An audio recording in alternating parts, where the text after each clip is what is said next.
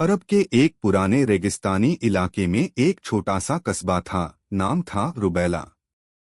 यह जगह कभी साधारण थी, लेकिन अचानक यहाँ की कौम अपनी ताकत और ऊंची ऊंची इमारतों के कारण मशहूर हो गई। लोग कहते थे कि रुबैला वालों के हाथों में अजीब सी कुव्वत है। वो भारी से भारी पत्थरों को भी हवा की तरह उठाकर दीवारों पर जमा देते थे। लेकिन उनकी दिलों में एक और चीज बस गई थी, अहंकार। उन्होंने कस्बे के बीचों बीच एक विशाल पत्थर की प्रतिमा बना रखी थी, जिसका वो दिन रात तवाफ करते। वो मानते थे कि इस मूर्ति ने उन्हें ताकत दी है। कस्बे के किनारे पर एक नवयुवक रहता था, साहिल। वह दूसरों जितना ताकतवर न था, लेकिन उसका दिल साफ था और आंखें सच्चाई की तलाश में लगी रहती थीं। उसे लगता था कि पत्थर से बनी चीज कैसे किसी को ताकत दे सकती है। एक दिन साहिल बाजार से लौट रहा था कि रास्ते में उसने एक अजनबी को देखा। उसके चेहरे पर नूर था और बोलने का अंदाज बेहद नरम। वह बोला, साहिल, सच्ची ताकत जमीन से नहीं, आसमान वाले से मिलती है। साहिल चौंक गया।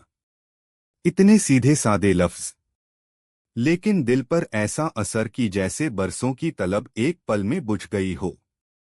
वह अजनबी था अल्लाह का भेजा हुआ रसूल, जो रुबैला की कौम को हिदायत देने आया था। लेकिन कौम के लोगों ने उसकी बातों का मजाक उड़ाया। हम अपने खुदा छोड़कर तुम्हारे खुदा की इबादत क्यों करें? यह पत्थर हमें ताकत देता है। हमसे ताकतवर कोई पैदा नहीं हुआ। रसूल ने बहुत समझाया, मगर उनका घमंड उनकी सुनने की क्षमता को खा चुका था। एक रात रेत की हवा अचानक ठंडी हो गई। आसमान में कोई चमक न थी, सिर्फ एक खामोशी जो डर पैदा करती थी। साहिल जाग गया।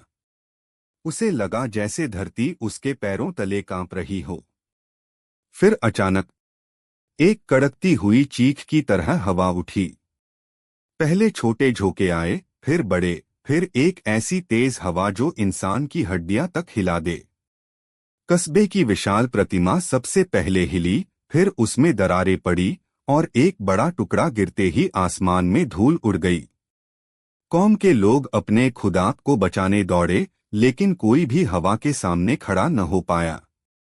महल गिरे, बाजार उखड़े, दीवारें उड़ गईं, और वह पत्थर की बनी प्रतिमा, जिस पर उन्हें नाज था, हवा के एक जोरदार झोंके में पूरी तरह टूटकर रेत में दब गई। साहिल उस रसूल के साथ सुरक्षित जगह ले गया था। सुबह